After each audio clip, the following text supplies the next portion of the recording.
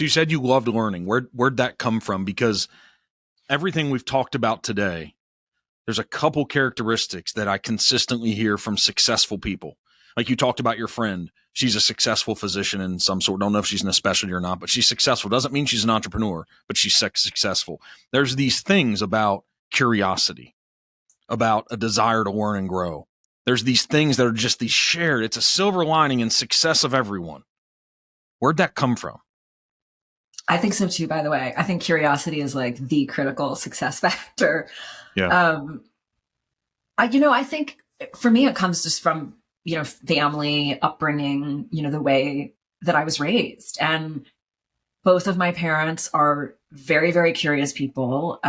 They're both readers. In my house, when I was growing up, everybody had their nose in a book. I'm old enough that when we would have arguments as kids at the dinner table, I'm one of three. So I have an older brother and a younger brother. So we would be talking at the dinner table and we'd have an argument about fact. My dad would say, well, somebody go get the encyclopedia. That's how old I am. We had encyclopedias and, one of us would run upstairs and get the encyclopedia. And, there in real time, we would get the answer. And that's completely how I was raised. And I'll give you another example. My mom just turned 80 and she's constantly learning. And if you ask her what is, the most interesting thing that she did over the last month, she'll tell you about, a new book that she read and what she learned. And she's very involved in, politics that work for her. And so I think it really does, come, at least for me, from family. And both my brothers are the same way. They're just constant learners. It's like we have hungry brains, I think.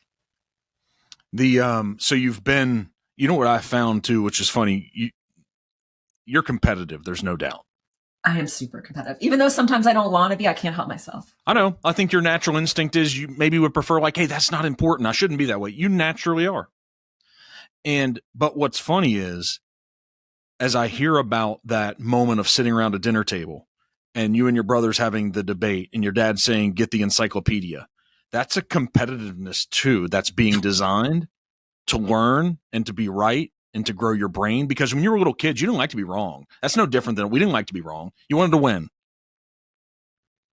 And I bet there were games. I bet there was constant challenging of, like you said, educational experience, opportunity of conversation. So this competitiveness that a lot of successful people that are leading others and helping them grow and evolve and leading businesses, there's a competitive characteristic to all of this.